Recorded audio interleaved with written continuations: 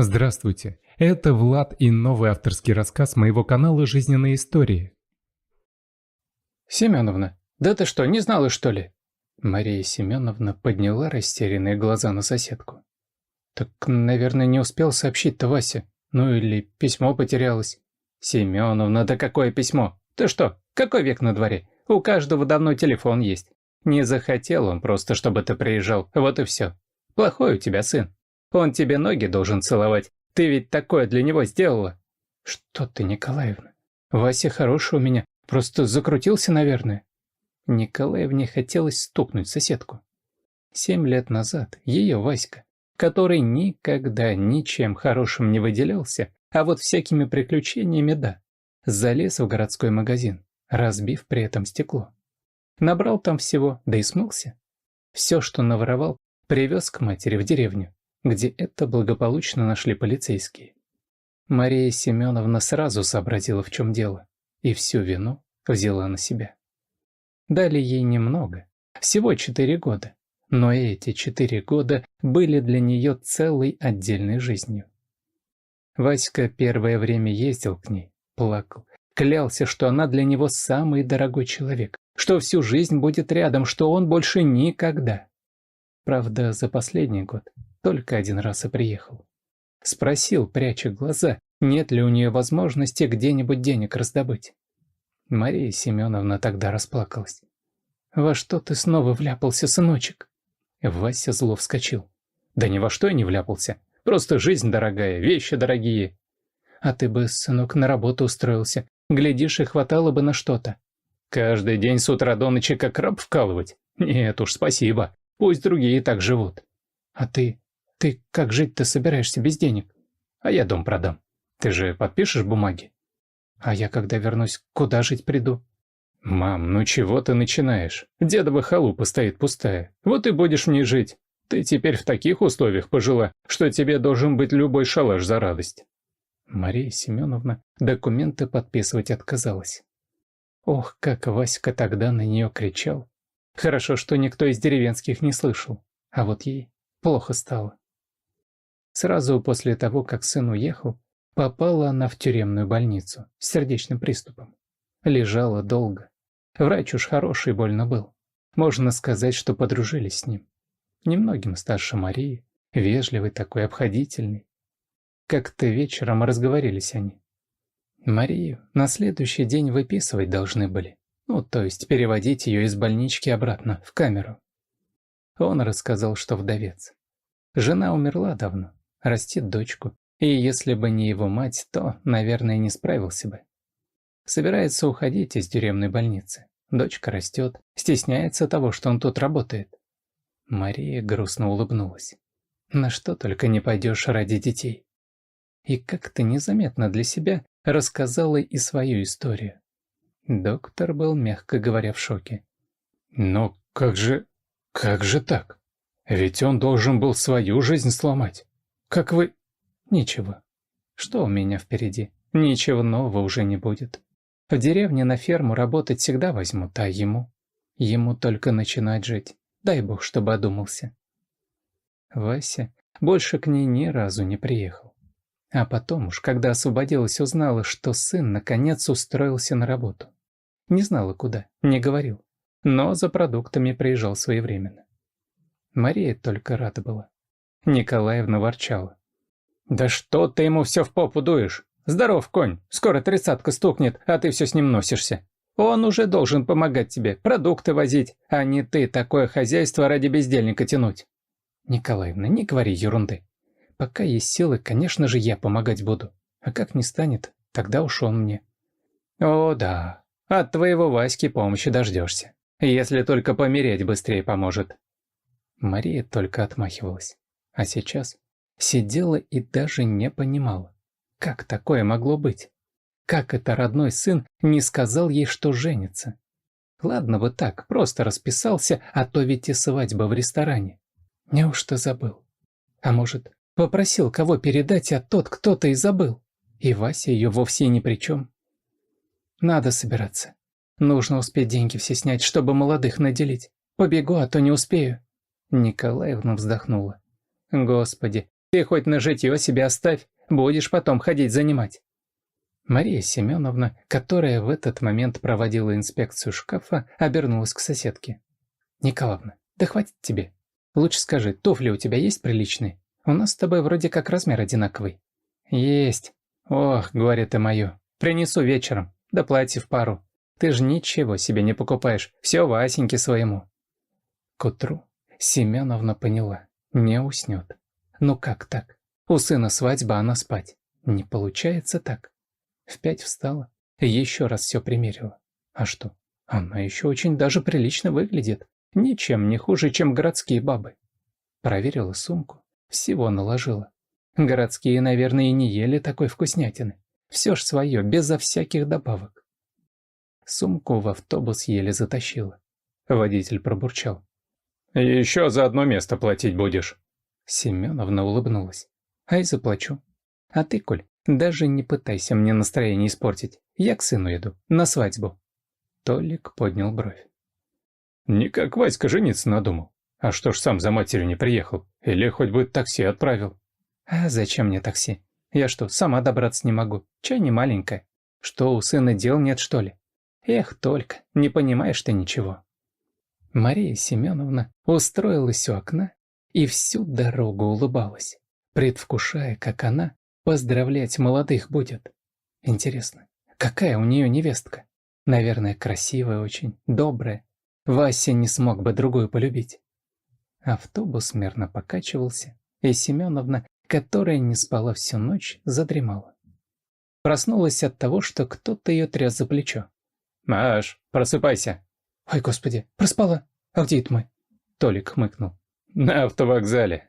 Куда тебе надо? Давай подкину, все равно перерыв час». Мария достала бумажку, на которую вчера записала название ресторана и время. «Ну, это недалеко. Да и только начали они. Как раз к вручению подарков приедешь». Мария Семеновна стояла перед дверью в ресторан. Что-то оробела как-то. Толкнула дверь, вошла. К ней сразу бросился молодой человек. «Вы на свадьбу? Давайте я вам помогу. Сумочку давайте». Семеновна совсем смутилась. Никто так с ней не разговаривал. Она вошла в зал в сопровождении администратора. Народу человек 30, если не больше. Все нарядные, сверкающие. Нет, у нее тоже платье красивое, правда, все равно не такое шикарное, как у присутствующих. «Как вас представить?» «Я мама Васи, жениха». Администратор скрылся и снова появился через секунду. «Буквально 2 минутки, а пока пройдемте, я вас усажу». Семеновна увидела сына. Он был такой красивый, такой нарядный. На мгновение они даже пересеклись взглядами, и Вася побледнел. Что-то шепнул невесте и кинулся к матери. «Ты зачем приехала? Зачем? Ну кто тебя звал?» «Вася, ты что говоришь? Я же на свадьбу твою приехала». Мария еще растерянно улыбалась, хотя в душе поднималось отчаяние. Василий повернулся к администратору, который, открыв рот, смотрел на происходящее. «Ты кого приволок? Почему ты всех, кого ни попадя, сюда пускаешь?» «Так эта женщина сказала, что она ваша мать». «Мать? И что? Ну не повезло мне у такой матери родиться. Не выбираем мы матерей, понимаешь? А она, зычка, куда ты ее за стол со всеми?» Вася кричал, картинно размахивая руками, привлекая всеобщее внимание. Вокруг них столпились гости. «Я не могу ничего поменять, понимаете? Но я могу не принимать ее жизнь. Жизнь человека, который приступил закон. Я другой. Не хочу, чтобы ее пятно на мне лежало. Уезжай, тебя здесь никто не ждал. Или ты решила и мне жизнь испортить? Не получится. Я все равно никогда не буду таким, как ты». Вася замолчал, видя поддержку окружающих, а Мария попятилась назад. Дышать было нечем. Она очень боялась потерять сознание. Сердце застучало, заворчало, как и в прошлый раз, тогда в тюрьме. Она споткнулась о свою сумку и упала бы, если бы ее не подхватили сильные руки. «Маша, присядьте. Микрофон мне». Мария огромными глазами смотрела на мужчину, который помог ей. В который раз.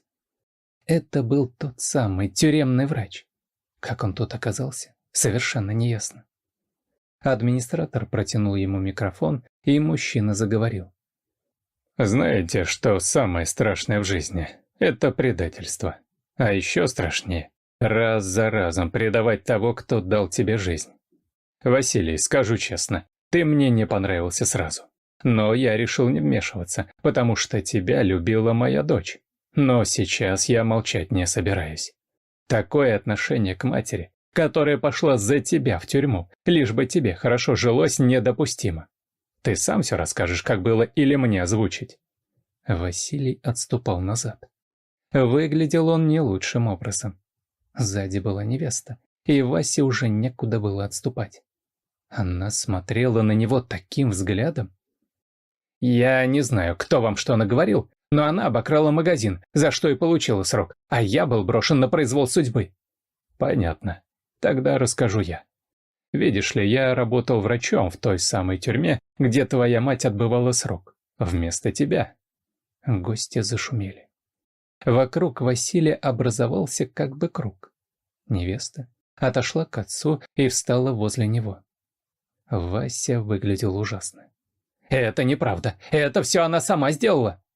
Через полчаса Мария Семеновна сидела в кабинете у директора ресторана, и все тот же доктор отпаивал ее лекарством. «Я и подумать не мог, что мы когда-нибудь встретимся, да еще и при таких обстоятельствах». Мария молчала. Только спустя какое-то время проговорила. «Господи, зачем я приехала? Только испортила все. Ох, дура я, дура!» Мужчина даже кулаком по столу стукнул. «Да что же вы так не любите себя? За что? Сына вырастили, ну вот получился он такой. Всю жизнь работаете, на такие подвиги идете. Да вам памятник нужно при жизни ставить, а вы вините себя во всех смертных грехах. Почему? Уважать себя нужно». Она подняла на него глаза. «Но в итоге я же испортила жизнь Васи». «Наоборот. Вон он сейчас рыдает на плече у своей жены. Не знаю, конечно, как моя дочь поступит, но, надеюсь, знает, что делает». «Можно я поеду?» «Я вас отвезу». «Нет, вам нужно здесь находиться». «Это кто еще сказал? Я взрослый человек и только сам решаю, где мне нужно находиться и что делать». К дому подъехали уже поздно. Михаил заглушил машину и весело посмотрел на Марию. «Маш, как ни крути, а все-таки наши дети сегодня поженились, а мы с вами даже не успели это событие отметить. У меня есть в машине отличное вино». Семеновна рассмеялась. «Это вы здорово придумали. Пойдемте, я вас сейчас такими вкусностями угощу, да вы не ели такое ни разу». Они сидели, разговаривали о чем-то. Не заметили даже, как рассвело. На столе стояло все, что может быть в деревне вкусного. Михаил сказал. «Мне кажется, я скоро лопну. Никогда бы не подумал, что буду есть сало, заедать сметаной и запивать вином». «А вы кушайте. Я вам на диване постелю, а то ведь утро уже на дворе, рассвет». Никогда не наблюдал рассвет в деревне. А пойдемте на улицу. Маша как-то странно чувствовала себя. Как будто на какое-то время в молодость вернулась. Они стояли у калитки, смотрели на рассвет, подтягивали вино. И тут возле них остановилась машина. «Пап, ну куда вы пропали? Мы уже всех на ноги подняли, и трубку не берешь». Михаил улыбнулся. «О, молодожены подъехали, а телефон, дочка, в машине валяется. Здесь среди такой красоты он вообще не нужен». Василий стоял у машины. К ним не подходил. Семеновна усмехнулась. «Ну что ж ты, сынок, или дорогу в дом свой забыл?» Вася подошел, опустил глаза. «Мам, наверное, все, что я скажу, пустым покажется. Сегодня я узнал, что у меня ребенок родится. Обрадовался. А потом подумал, что ведь он тоже может со мной, с мамой так поступить, как я. И мне так страшно стало. Страшно и стыдно. Если сможешь, попытайся меня хотя бы понять. А я постараюсь, чтобы ты никогда больше не пожалела, что у тебя такой сын». На минуту воцарилась тишина. Утреннюю деревню прорезал голос. «О, соседи, а вы что тут так рано? И Василий с женой. Случилось что?» И тут Молодая жена улыбнулась. «А вы соседка, да? Ничего не случилось, все хорошо. Вот приехали, будем второй день тут гулять, у мамы Васи дома. Вы же придете к нам?» Николаевна растерянно посмотрела на нее, потом перевела взгляд на Марию. «Ох, Семеновна, чую я, поздравить тебя с невесткой можно. Повезло тебе. А я приду, и все соседи придут. У нас тут одному скажи, а больше приглашать-то не надо. Все будут. Потому как Маша человек очень хороший. Все ее у нас любят». Если вам понравилась история, надеюсь, вас не затруднит поддержать меня кнопкой палец вверх. Спасибо. All right, everyone's presentations are done. Nick, the manager, said as he tried to move the discussion forward. Excuse me, I haven't. I recently found out something. Nick interrupted me and began to speak. There's apparently someone in this department who didn't graduate high school and is just a part-timer. Meetings should be for employees only. Absolutely right. His lackey, Mike, of course, agreed with Nick. I'm leaving. After leaving the meeting room, I started to shut down my computer. I noticed that an email had arrived, not in my personal inbox, but in the company's shared email. Thinking, there's no point in speaking up, no one will listen, I went home quietly. The next day, I heard a commotion from Nick's desk. He was staring at his computer screen, his face pale. Nick! Is something wrong? Mike looked at the screen with him. And he turned even paler than Nick. Why is he so angry? Knowing the reason for Mike's distress, I thought to myself, serves them right. My name is Adam. My mother passed away when I was in the 9th grade, and I was raised by my father. Well, you could hardly call it being raised. After my mother passed, my father changed. He drowned his sorrows in alcohol, and though he still went to work, he squandered our living expenses on horse racing. Because of that, I had to start working part-time as soon as I entered high school.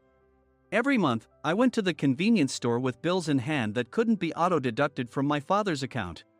Even though I endured it because I didn't want to be alone, I reached my limit in my second year of high school and dropped out. I found a live-in job at a distant inn. Thank you for everything. The day I left home, my father, still staring at the TV, spoke. Take care. That was our last conversation. Back then, 18 wasn't the age of majority, so I needed my father's permission to work, and I couldn't hide my place of employment. Yet, my father never visited me even once. I kept working just to survive, and before I knew it, I was 42. Years of hard work paid off, and I was transferred to the headquarters. I was thrilled to be recognized by the company, as I thought I'd be working in the field until retirement due to my lack of formal education. Listen up. Our work can change the future of our employees. Don't drag us down. On my first day after the transfer, Nick, dressed in an expensive suit, spoke sternly. There was a reason for this. Our inn was located in a prominent tourist destination, known so well that everyone in the state could sing its commercial jingle. At its peak, we had 5 locations within the state. But that was long ago. Due to financial difficulties and aging facilities, only the place where I had worked for many years and the original establishment remained. I was prepared to lose my job anytime, but now there was a glimmer of hope. With the rise of social media, the tourist area where the inn was located started gaining attention again. Depending on how hard the sales department, where I was transferred, worked, we could either thrive or be forced to give up this prime location to the new hotel chains continuously popping up. For Nick, who had switched careers from another industry to strengthen our sales, this was a battle he couldn't afford to lose. I understood why he had to be strict. I will do my best. Nick sneered at my enthusiastic declaration. Did you not hear what I said? I'm sorry. I thought I was listening carefully. Out of habit from years of customer service, I apologized reflexively, though I had no idea what had offended him. Someone was watching me with a smirk. In this department, there are those who are expected to excel and those who have been shoved here because they have nowhere else to go. You are the latter. It was Mike, the section chief. He's 7 years younger, at 35. But he was called to headquarters much earlier than I was and had been moving around within the headquarters ever since. I'm not jealous, but I can't accept that he's my boss. Graduating from a prestigious university, he has an unusually high pride and caused many problems as a newbie, making things very difficult for me when I was the front desk leader. When I found out Mike was transferred to the sales department a month before me, I was disheartened. Mike is right. With just a middle school diploma, there's not much you can do. Don't even think about achieving results. As if I didn't exist, Nick remarked, "I'm thirsty." Mike eagerly ran to the coffee maker. It seems Mike is Nick's lackey. I regretted being happy about my transfer to headquarters, wishing I had stayed on site forever. Send a direct mail to every company on this list by the end of the day. Nick only assigned me tasks that even a new graduate could handle. What? There are over 1,000 companies. You want me to send to all of them by today? Yes, if you and your fellow misfits split the work, even those with nowhere else to go should finish by today. I glanced at the employees typing away expressionlessly. They were worn out from customer service, only thinking about leaving on time, or were women reassigned after having children, with zero motivation for work. Even Sam, a new graduate from the same university as Mike, who was supposed to be among the expected achievers, had no enthusiasm for the job, having joined the company wanting to do customer service. "I don't care what they say, I plan to quit anytime," he said. Only Nick and Mike were highly motivated, making all the decisions between the two of them. I originally only wanted to work at the inn to survive and had no particular attachment to this job. I swallowed my words, thinking I had no right to reprimand them. About a month after the transfer, Nick told us with a frustrated look, "To commemorate the 50th anniversary, we've decided to create a plan exclusive for one group per day." Originally, Mike and I were supposed to come up with it, but our president, Mr. Thompson, insists on hearing everyone's opinions. "So, you all get a chance." As Nick explained, Mike began handing out prints. "Make sure not to embarrass Nick. If your ideas are half-baked, you'll have to redo them."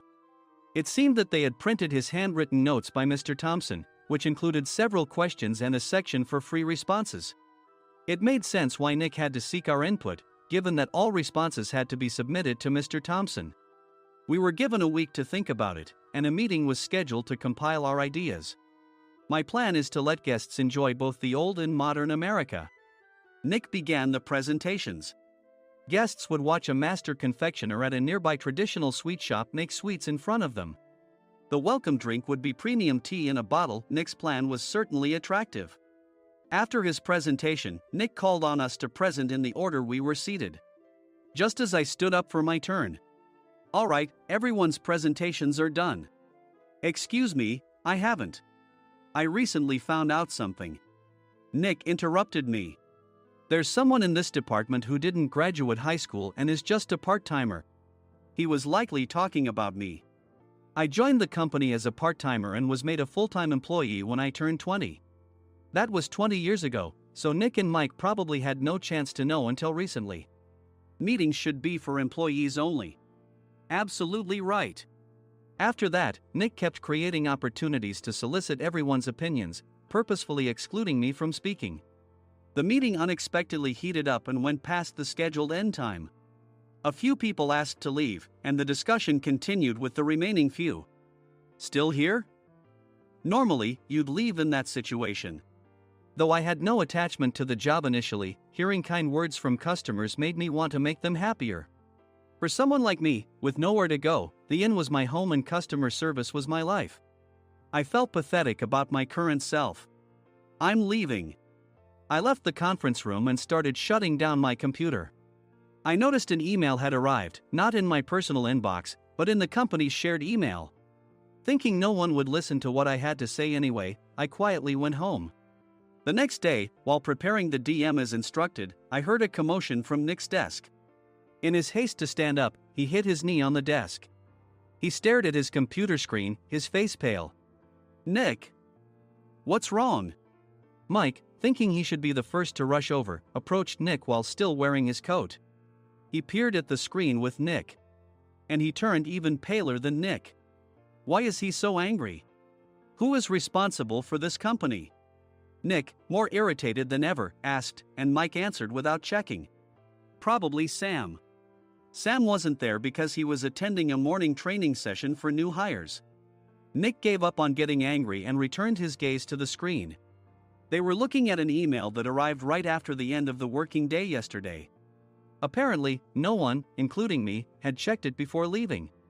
The email was from a large company that used us for their annual employee trips. The president and executives of that company also frequently used our services personally. President of the company, Mr. Mason himself, had declared that neither he nor his company would ever use our services again. Well, some companies cancel their employee trips or stop using our services due to financial struggles. Let's just move on. Mike kept wiping the sweat from his forehead with a handkerchief. Knowing why Mike was so agitated, I quietly watched their interaction. Do you know how much revenue we get from that company? We can find other guests to fill the rooms, but we'll lose the banquet costs, gift shop revenue, rental car fees, and more. Moreover, the gifts were supposed to be prepared by the traditional confectionery shop involved in Nick's proposed plan. If it's known that we incurred such a huge loss at this critical time, Nick's position in the company would be jeopardized. Nick took a deep breath, seemingly trying to calm himself. All right, Mike. Go to New York right now and apologize to Mr. Mason. What? You're coming with me, right? I have urgent work to do. I trust you, which is why I'm entrusting this to you. Please. Mike, believing Nick's sincerity, agreed with a determined look on his face, saying, yes. That's Nick for you. Even if Mike went to apologize, Nick would shift all the blame onto him if the client didn't change their mind. Well, it was Mike's fault to begin with, so it served him right. About 3 hours later, Sam answered a call from somewhere and repeatedly apologized, saying, I'm very sorry. Everyone watched to see what was happening. After ending the call, he informed Nick with a weary tone. When Mike arrived at the client's company, he only made things worse, further infuriating Mr. Mason. He was demanding, get his boss here immediately. It was no wonder Sam was exhausted, dealing with such a call right after returning from training. What is that idiot doing? All right, Adam, you're coming with me. If sacrificing Mike didn't work, then I must be next. Normally, I'd want to refuse at all costs, but I saw an opportunity in this situation. If I can be of assistance, I'd be happy to join you. I immediately followed Nick, and we flew to New York. When we introduced ourselves at the reception, it became clear how serious the situation was, as the receptionist personally escorted us to the president's office. Angry voices leaked through the door, making both Nick and me uneasy. Excuse me. I'm Nick, the supervisor. I understand my subordinate has caused you trouble, and I deeply apologize. Nick, with his experience in the corporate world, knew enough to offer an apology before excuses. However, his customer service skills left much to be desired. I sighed as I saw Mike trembling like a small dog in the corner of the room. What kind of training are you giving your subordinates? Mr. Mason glared at Nick with a red face. The intensity of his gaze made even Nick take a step back. Regrettably, I joined this company only 2 years ago and was unaware of Mike's issues. I should have identified his shortcomings sooner. Indeed. I should have realized sooner. No sensible person would come to apologize and then give a lengthy presentation on the drawbacks of not using their in. Nick froze, his mouth slightly open. Suspecting the worst, I picked up the documents that had fallen to the floor. It seemed Mike hastily prepared these documents on the plane, listing the disadvantages. Disadvantage 1: if you change the venue for the company trip, employees might suspect it's for cost-cutting reasons, leading to a negative impression. Reading it aloud half-jokingly, Nick snatched the papers from my hand and checked the contents with a furious expression.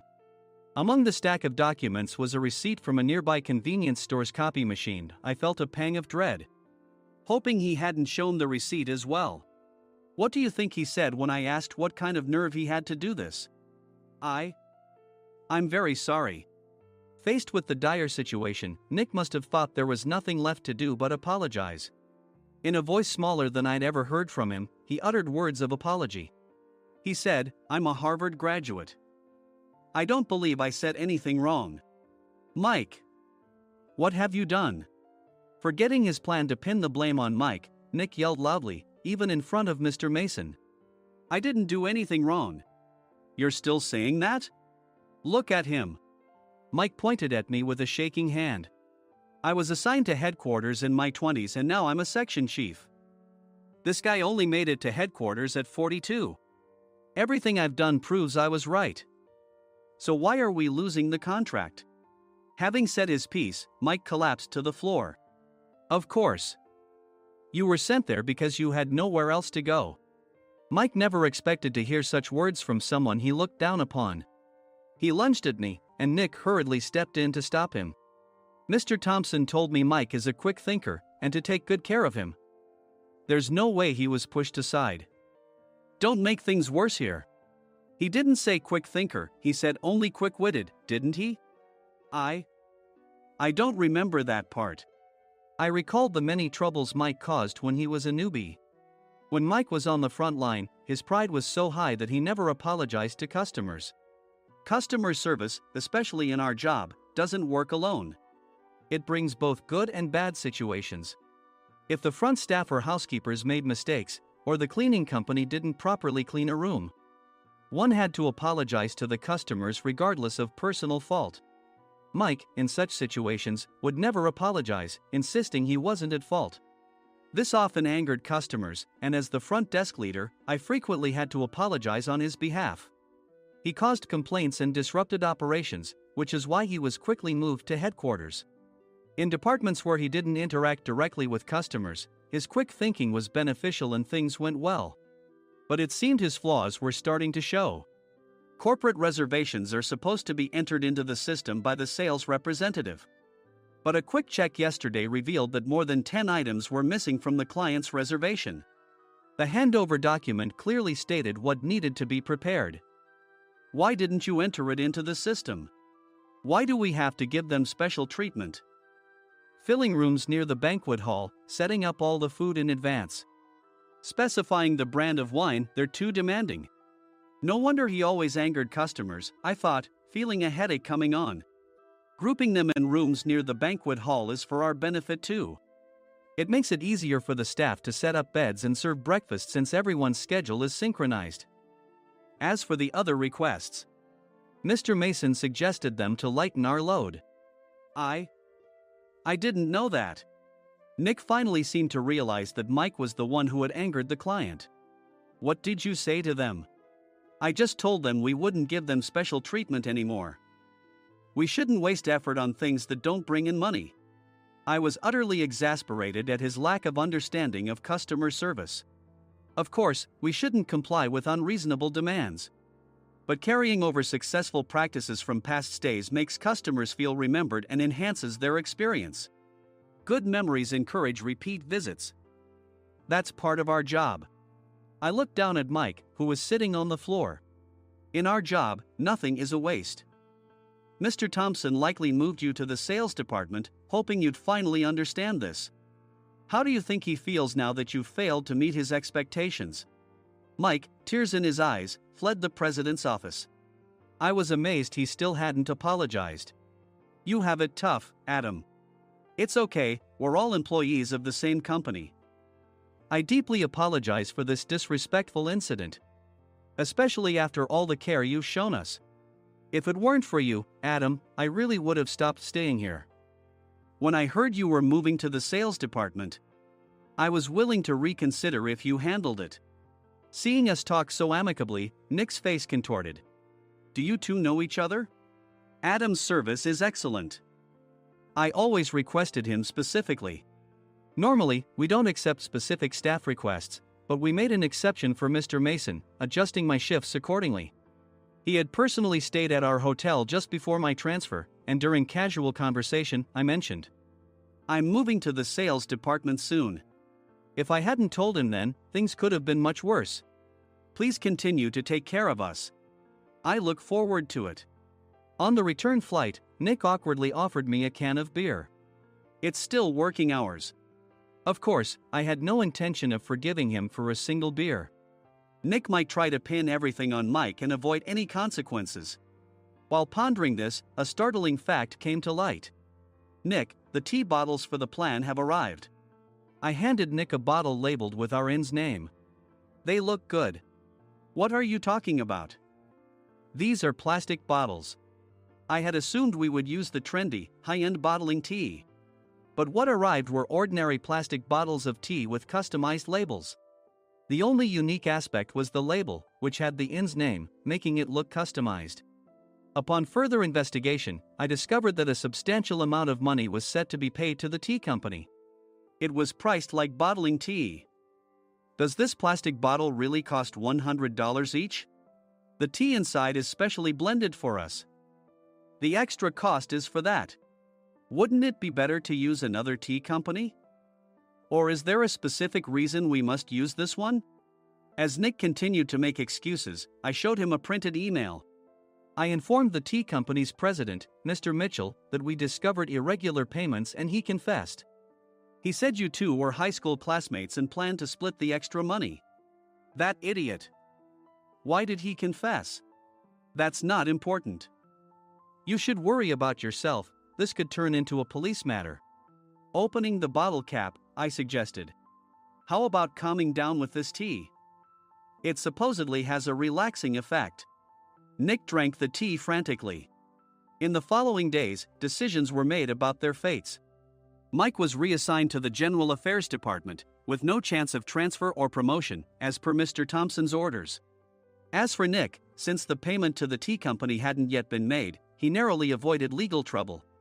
Instead, he was encouraged to leave the company, and to avoid further complications, Nick submitted his resignation. Rumor has it that connections between HR departments have made it difficult for him to find new employment. Even though it was good to have those two gone, something unexpected happened in the sales department. Everyone became motivated and united in refining the 50th anniversary plan. In the end, my plan was adopted. We collaborated with the Tourist Information Center to provide personalized guides. The plan, tailored to the number of guests, was truly special for the 50th anniversary. Hey, is Adam's family coming to stay? I immediately booked that special plan for my family. Sam noticed it on the reservation list and quickly picked up on it. Yes, I'm inviting my father. That's great. I might invite my parents too.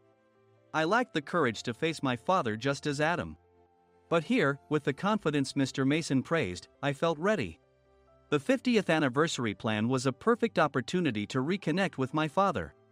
I hoped to bring back the days when we could laugh together as we once did.